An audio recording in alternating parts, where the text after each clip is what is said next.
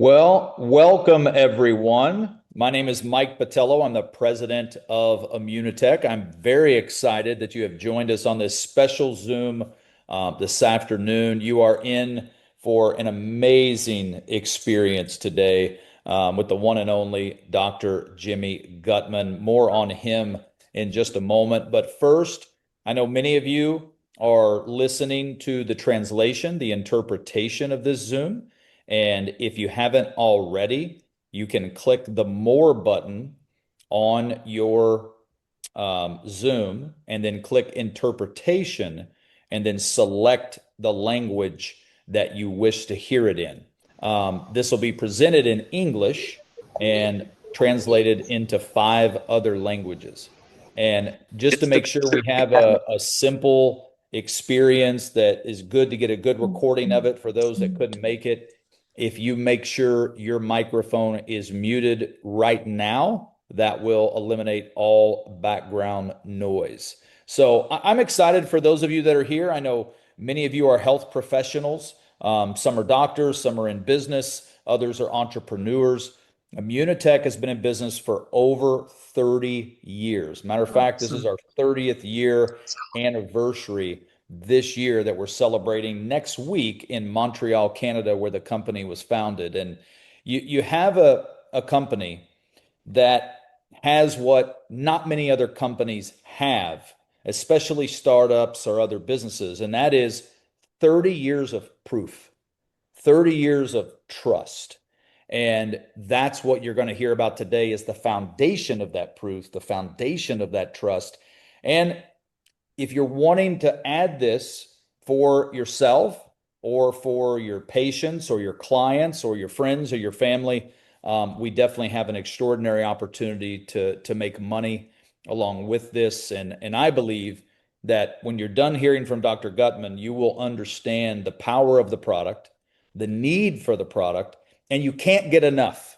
When we talk about glutathione, the one thing I'll never forget that Dr. Gutman shared with me when I first got involved with the company a couple years ago, I was talking to him at an event and I said, Dr. Gutman, I want to get my glutathione optimal. What level do I need to be at? And he looked me dead in the eye and he said, more. You can never produce enough natural glutathione. And I think with the world's population, 50% or more having a chronic disease or condition, we are positioned perfect right now in the marketplace to really build a massive scaling business. So enough about the company. We have our special guest today, Dr. Jimmy Gutman. Dr. Gutman and I became friends over the last 2 years, but he's our chairman of our scientific advisory board. And he's one of the people that created this whole concept of Immunotec and Immunocal. And he's been researching glutathione for probably almost as long as I've been alive. And he's written more books on the topic than all the other authors globally combined. So, all the worldwide authors who talk and write about glutathione, Dr. Gutman has written more books than all of them combined. He's the world's foremost expert on the topic. And he was actually the original doctor of Dr. Bunos, which is one of the creators of Immunocal, and he has been with the company since before the beginning. So if you've ever wanted some fantastic information on what the product does, what other glutathione products don't do, and how ours is superior than every one of them, you will hear that today. So without further ado, Dr. Jimmy Gutman, I will turn it over to you, and I know everyone's excited to hear from you. Good to see you. Thank you, Mike. Thank you for a great introduction, and I hope my head still fits in the screen. And thank you also to Martin, who's hosting this. So we'll jump right into it. I'm going to share my screen. There, can everybody see that? Yes, we can. Okay, excellent. Okay, so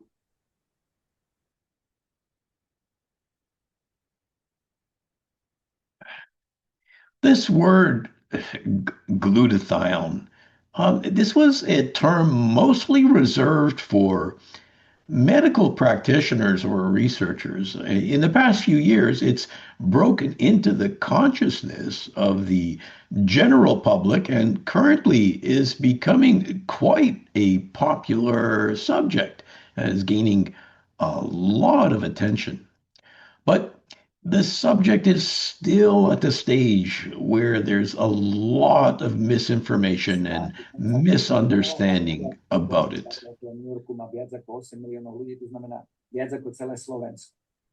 Um, yeah, there's a little bit of leakage of sound. Maybe if we can make sure everybody's muted.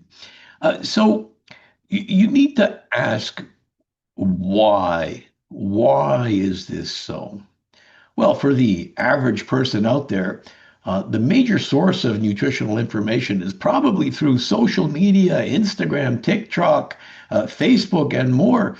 Clearly, the people pitching this information are not expert at what they're talking about.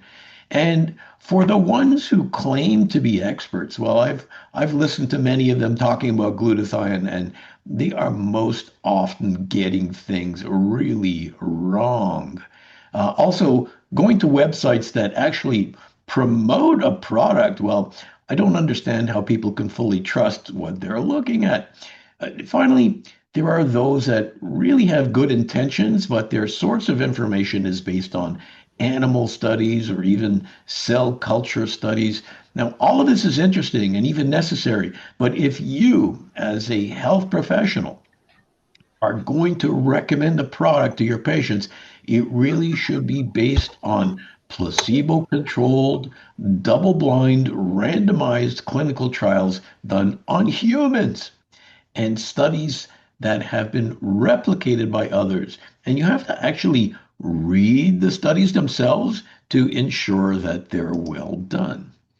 So this requires some work, and you need to be using reputable websites like pubmed.gov or something similar, a place that gives you access to the original research, not just somebody's interpretation. And that's what I'm going to be presenting today. So, what is glutathione? Well, when I first started talking about glutathione 30 years ago, very few people have even heard about it. Now, this has really dramatically changed over the past few years. I used to say that the word glutathione would soon be used as commonly as a word like antioxidant. And this is about to become a reality. Why? Well, if you go to a website like PubMed, again, this is a site that every researcher in the world uses probably daily.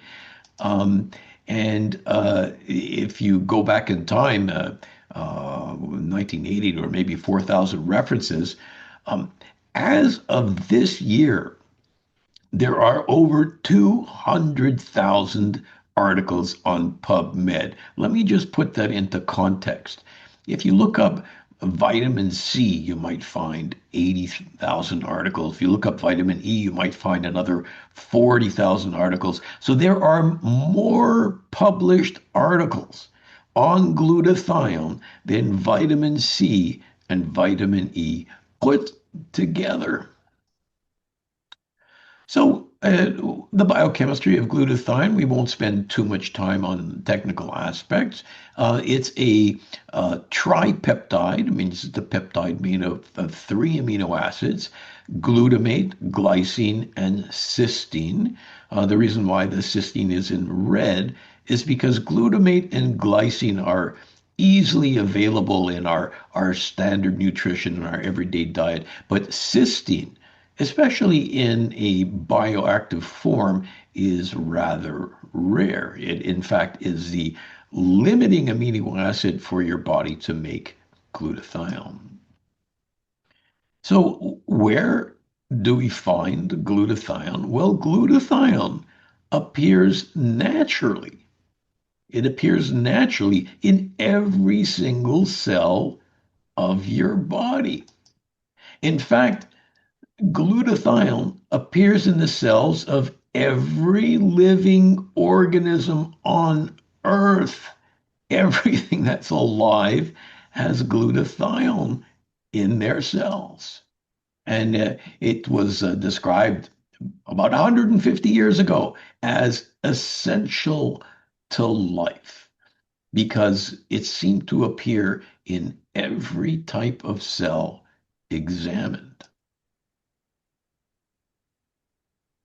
So, what does glutathione do in the cell? Well, if I had a few hours, I could talk about many different things, 40 or 50 or even 60 things that glutathione does inside of your cell. But we're going to simplify this. We're going to break it down into an acronym, and that acronym is glutathione. What a great idea. What does IDEA stand for? I stands for the immune system, D for detoxification, E for energy, and A for antioxidant. Now let's look at these in turn because if you understand these four, you'll understand probably 90% of what glutathione does in your cell. The I for immune system, glutathione needs to be considered literally as food for the immune system. People who are low on glutathione are by definition immunocompromised. AIDS patients are very low on glutathione. Hepatitis patients, even an acute illness like a common cold or a flu, you drop your glutathione levels. If you raise your glutathione levels, then your immune system has a chance of functioning optimally. D stands for detoxification. You may ask, what does glutathione detoxify? I would ask the question, what doesn't glutathione detoxify? Glutathione is responsible for getting rid of cigarette smoke and automobile exhaust and pesticides and herbicides. And I tell people that next to water, glutathione is probably the most important detoxification substance we have in our body. E for energy, we could spend another hour or two on energy, but essentially, one explanation is we look at our mitochondria. For those of you who are not health professionals, the mitochondria are little structures in our cells that give the cell its energy. They're like little batteries. The problem is that when you produce energy, you also produce pollution. And you produce pollution in your mitochondria through free radicals. These are highly charged molecules that can be quite destructive to the cell and certainly slow down the production of energy. So, without a constant supply of glutathione, our mitochondria would slow down and even stop working. Finally, A for antioxidant. Now, we know of probably between 2,000 and 4,000 different antioxidants, depending on how you classify them. But the key is that none of these antioxidants, vitamin C, vitamin E, and thousands of others, none of these antioxidants can work properly without the presence of glutathione. Glutathione recycles antioxidants. Glutathione recharges antioxidants, and because of that, glutathione is referred to as our body's master antioxidant. Quite a statement. So again, if you remember these four things, then you're well on your road to understanding what glutathione does. The problem is that we lose glutathione minute by minute. There's always demands on our glutathione levels. We could look at drugs, for example, paracetamol or acetaminophen, depending on which country you live in. In fact, it is a very common overdose, and the way that we treat people who have taken a suicidal dose of acetaminophen or paracetamol, the antidote is glutathione. People that are eating poorly, are going to have lower glutathione levels. Injury, trauma, burns, all of these lower glutathione levels. Stress.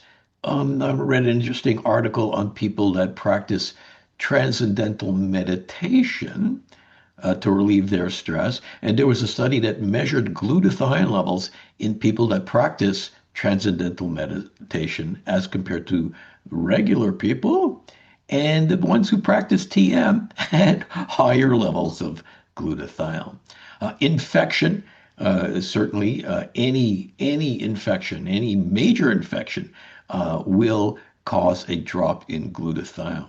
Pollution, things in the food that we eat, the water that we drink, the air that we breathe, all of these will drop glutathione levels. The aging process itself, aging is correlated with glutathione depletion. And radiation, even if you take the sun, you're producing free radicals and tapping into your glutathione supply. So, glutathione replenishment is critical, especially in 2026. And again, if we go to PubMed, which is a major source of original articles, again, there are over 200,000 articles on glutathione available now. What do they show? Well, let's take a look at this. Let's look at raising glutathione. Now, this slide might be the most important series of slides that you see today. So pay attention. If the only thing you remember from this presentation is this short series of slides, then I feel like my job is done. Most places, most companies, most nutritional websites will talk about eating glutathione, oral glutathione. Well, let's look at that. Glutathione cannot be eaten and expected to raise your body's glutathione levels. It's very tempting to believe that this would be an easy solution, but it's not. When you eat glutathione, when you eat glutathione, it becomes rapidly broken down in your digestive tract. Humans in particular have very high levels of an enzyme called GGT, a gamma glutamyl transferase, in our gut. And GGT destroys glutathione, and very little of it, of any, can make it to your cells. You see, glutathione is produced in our own cells. Our cells are little glutathione manufacturing plants. And the only way to raise whole body glutathione is to feed our cells the specific nutrients, the specific building blocks that they need to build the glutathione molecule. And these specific nutrients are referred to as precursors. So we can't use glutathione itself. You can't eat glutathione. We need glutathione precursors. Okay, you got that? Okay, so if you're tired and you've had enough of this lecture, you can leave now. But I have more interesting stuff for you coming up. So in in North America, and that's in Canada and the United States, we have these two textbooks. You probably have something similar in your country as well. And one of these textbooks sits on the desk of every single pharmacist and every single doctor in North America. Everybody's got one. And in these books are of all of the medications that a doctor can prescribe. So all the drugs that a doctor can prescribe are found in one of these two books. And if you look up glutathione, you won't find any glutathione pills in there because it doesn't work. But if you look up glutathione precursors, you can find only two substances. The first one you find is something called N-acetylcysteine, or NAC. NAC is a life-saving drug.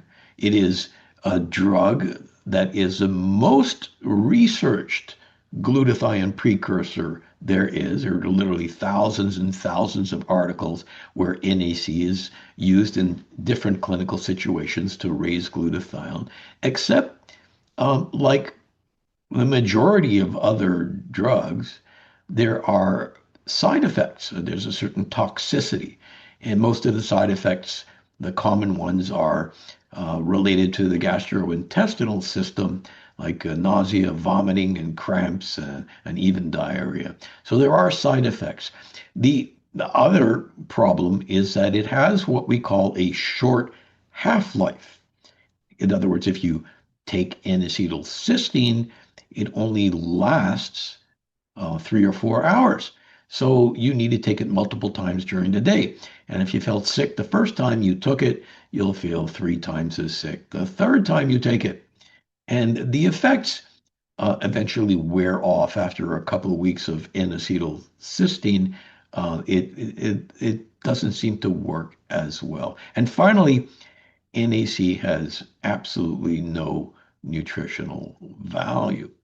The other thing that you'll find in these books is Immunocal, which is an undenatured whey protein isolate. And it appears in these books. It's written up with the pharmacology, indications, contraindications, and again, anybody in Canada or United States wants their doctor to know about glutathione or Immunocal. They just need to open up that book, and it's there right in front of their face, which is just lends a tremendous amount of credibility.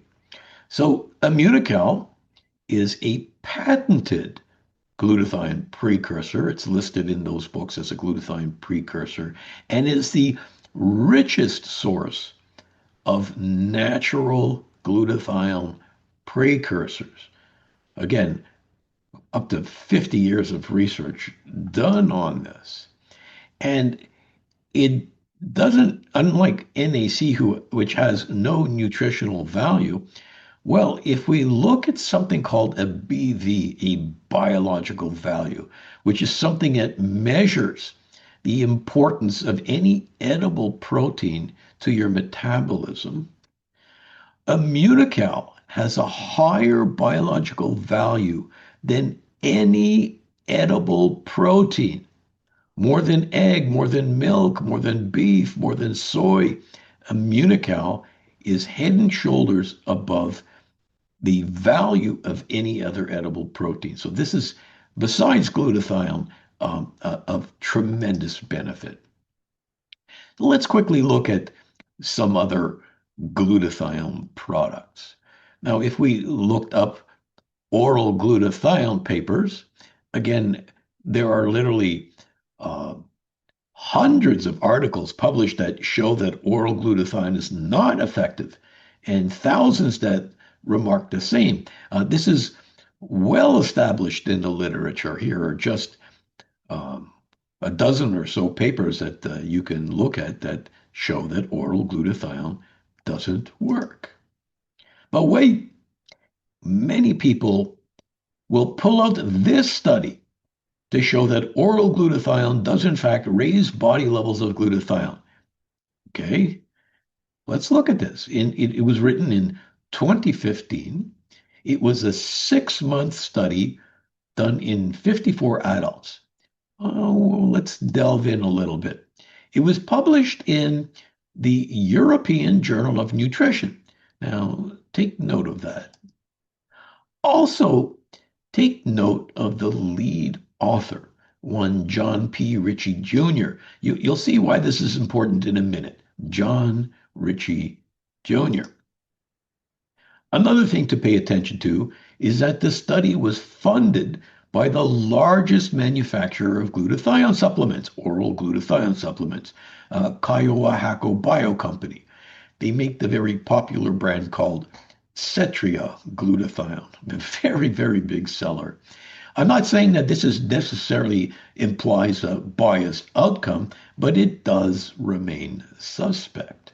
Also, given that there are over 200,000 articles on glutathione, and most of them agree that oral glutathione is not effective, this study was roundly criticized and stands pretty much alone in its findings. But people still refer to it, unfortunately. These articles over 10 years old. It hasn't been reproduced, but people still drag this article out.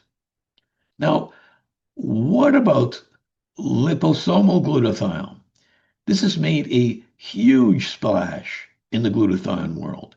By coating the glutathione in a lipid layer, it supposedly protects the glutathione from being broken down in the gastrointestinal tract, and it supposedly gets effectively absorbed. It is being called a breakthrough in glutathione delivery. There are literally hundreds of startup companies promoting its use. It's exploding in popularity. And there are even health professionals spouting its benefits.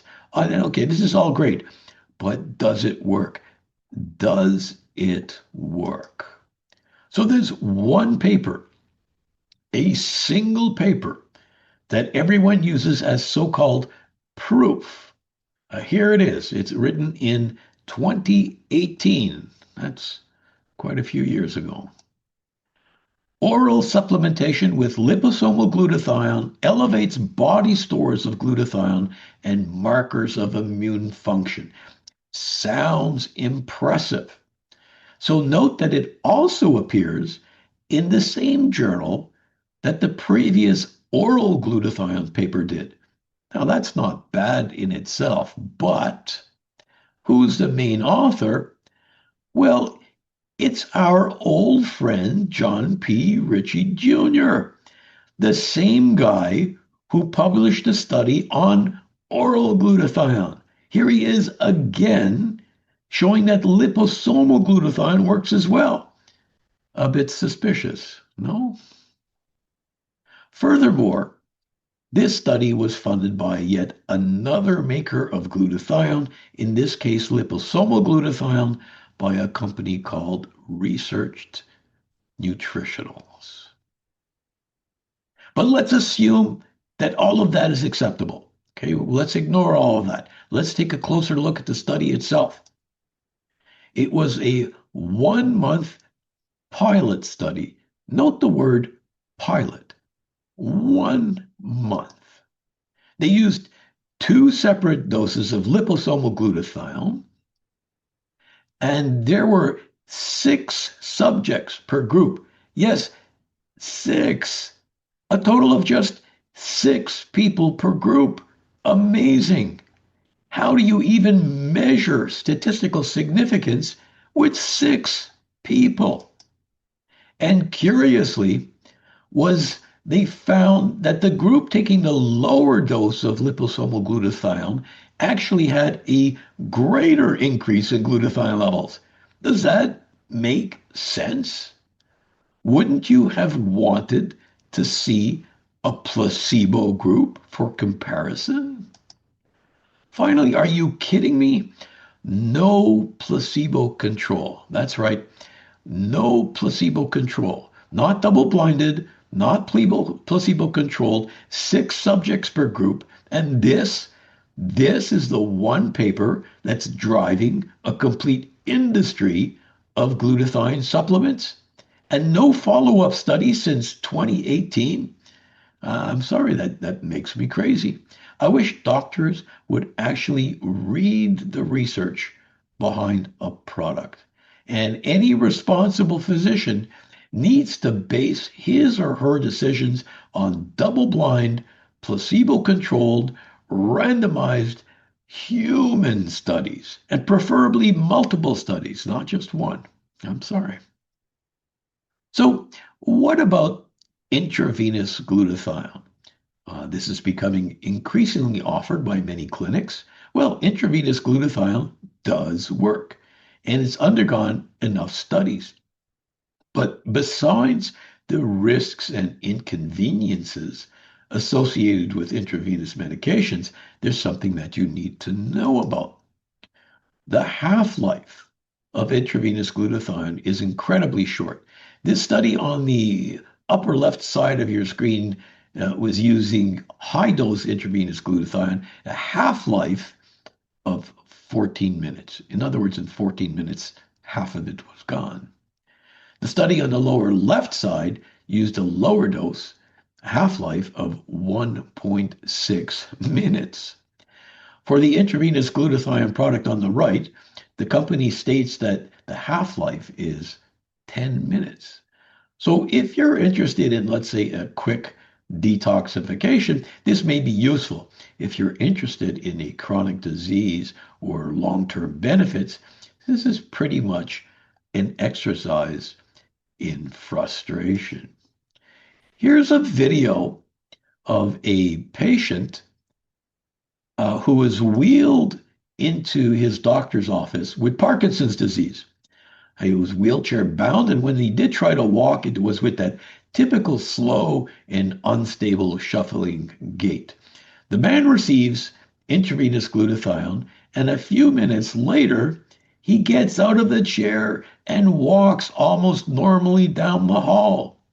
The problem is that by the time he gets home, he's back in his usual wheelchair and impaired state.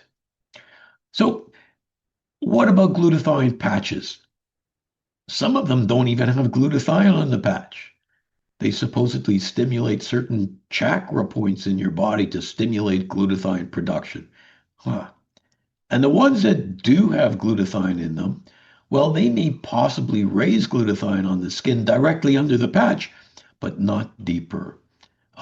You can even get some of these glutathione patches on AliExpress, trustworthy source of medication. Small studies have confirmed that glutathione can be delivered through a nebulizer. This is particularly useful in lung disease, so you could do that. And what about glutathione mouthwashes? Absolutely no evidence that these work. This one, you're supposed to swish this around in your mouth, and because the glutathione is supposedly in a nano form, it gets absorbed by the buccal tissues. Nonsense. Absolutely zero clinical evidence. So let's move on and just look at a little bit of research. Here we see a graph looking at glutathione levels in the aging human. And we see that glutathione levels drop about 10% every decade. So the older you get, the lower your glutathione levels are. But if you measure glutathione levels in people who are like 100 years old, all of a sudden we find high glutathione levels. My question to you is, why? Why? Well, the answer is that's why they're 100 years old, because they had the genetic ability to maintain good glutathione levels throughout their life. So their friends and their enemies were selected out of the population and died. This is natural selection at its finest. Let's look at glutathione levels in health. So this study was done on geriatric patients. There were three groups of geriatric patients and one group of young volunteers. The young volunteers had very good glutathione levels. Then we looked at a group called healthy elderly people. These were older people that only went to see the doctor when they needed to. And decent glutathione levels, but certainly not as good as when they were younger. Then we looked at elderly outpatients. These are older people who went to see their doctor regularly for a blood pressure check, for prescription renewal, that kind of thing. And again, a drop in glutathione levels. Finally, we looked at old people that were in the hospital, and they had much lower levels of glutathione levels. So there's a perfect correlation with levels of health and levels of glutathione. Very, very interesting. Now let's move from aging and health to something that we started looking at the turn of the century, and that is glutathione levels in the extremely healthy individual. So we looked at athletes. Here is a study where we took university students, divided them in half, put half of them on a placebo and half of them on Immunocal, and we spent the summer putting them through a physical training program, the same training program for both of them. And at the end of the study, we brought them back and we measured increase in muscle strength and endurance. We showed an improvement of between 10 and 15% in the group taking the Immunocal. Now, this was published in 1999. When we published this, the phone was ringing off the wall. Athletes, teams, organizations, all wanting to take advantage of this. And now in 2026, I was watching the Olympics on TV last summer, and I was able to point at the TV and say, he's on Immunocal, she's on Immunocal. There are dozens and dozens of athletes on the American Olympic team, the Canadian Olympic team, the Mexican Olympic team, the British Olympic team, the Polish Olympic team, and on the Immunocal because of the results we get in physical performance. Let's look at something else that we've accomplished recently. This is a study in autism. We looked at this study after a couple of pilot um, studies that we did. And the reason why we did this was because kids with autism have been noted to be deficient in glutathione 80% of the time. So 80% of kids with autism are glutathione deficient. So I'm not going to get into why this affected their behavior, but just keep that in mind. 80% of kids were glutathione deficient, so we did some studies on it. In this last study, which we did in a major autism research center in the United States, we put these kids between the ages of 3 and 5 on Immunocal, and clearly we showed a statistically relevant increase in glutathione levels. Okay, so does a kid with autism care about the results of a blood test? Do the parents really care that their kids' glutathione levels are increased? Well, it's important to know scientifically. They're interested, how is my kid doing? And of course, we measure that. We were showed improvement over placebo in adaptive behavior, communications, daily living, socialization, and on and on and on. These kids got better. And because of the studies that we did, we were able to get a patent. This is an American patent, USA patent, for the treatment of autism. So, of course, in most countries, you cannot make medical claims about a product, and we don't use this patent in our marketing material, but the patent is there, a patent for the treatment of autism. We have another patent that's coming really soon for neuropsychiatric or neurodegenerative disorders. We're talking about the schizophrenia, bipolar, Parkinson's, Alzheimer's. We have another patent coming for traumatic brain injury in sports, in the military, in automobile accidents, the treatment of traumatic brain injury. We already have patents for the treatment of AIDS, a patent for the treatment of HIV/AIDS. We have a patent for the treatment of cancer. Again, you need to look this up. Again, it's not part of our marketing material, but you need to look this up. Let me show you the last study that we did in cancer. This was a study done in patients with lung cancer. And these were terminal patients. These were patients in the late stage of lung cancer that started or already had lost weight. And for the doctors out there, you know that loss of weight or loss of muscle mass is a very bad sign in cancer. And these patients were receiving chemotherapy and radiotherapy, which addresses another question as to whether glutathione protects from chemotherapy or radiotherapy. Clearly, it doesn't. So let's look at the results. These are terminal patients with lung cancer, and we were able to reverse the weight loss and muscle loss in these patients. This is the first time ever that a nutritional supplement was able to reverse weight loss in a cancer patient. First time ever. And of course, we looked at quality of life. We did a number of measurements because quality of life measurements tend to be a little bit soft.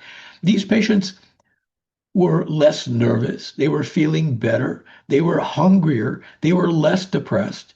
So we were able to address, and many of these were probably the side effects of chemotherapy and radiotherapy. We were able to make their treatment more tolerable. And of course, you're all going to ask, well, what about survival? Did you guys look at survival? Well, I'm going to simplify these graphs and just give you some figures. Um, After a year that the study was completed, we went back to see who could report on their condition. Now, less than 50% of the patients who didn't get Immunocal had passed away. But about 80% of the patients who were treated with Immunocal were still alive. These are very encouraging numbers, and I'm calling out for more studies to further validate this. And speaking of studies, um, please be sure to ask the person that uh, introduced you to this call or asked you to join this call for a PDF of this book. It's a book that contains almost 100 studies, published studies on Immunocal. When you look at competing products, the vast majority of them have no studies at all. And the ones that do have studies are usual animal studies or test tube studies or culture studies. You need to get your hands on this book. Yes, we have animal studies. Yes, we have laboratory studies, but we have 26, actually more by now, gold standard human trials. What's a gold standard human trials? These are obviously done on humans, but they're placebo-controlled, randomized, double-blind studies done on humans. You will not find this with another single product, commercial products. So when you see these, it will make you definitely much more comfortable in both using it for yourself or your family, but definitely suggesting your patients use this product. So I hope that we've educated you a bit on glutathione and Immunocal, and I will pass the screen back to the host. Thank you very much. Thank you very much for Dr. Gutman. I hope you enjoyed it as much as we did. Thank you very much one more time for your time. And we will get the most out of this meeting today, or this speech, because we have a recording of this, and we will distribute it wide and like everywhere, because we heard that some of the people tonight could not join. So we will share it with them. And thank you for agreeing to dubbing it with your voice. So we will dub it with your voice into the languages we are. Thank you very Thank you much, very everybody, much, for Mike. joining tonight, and see you on the next call. Thank you. Thank you.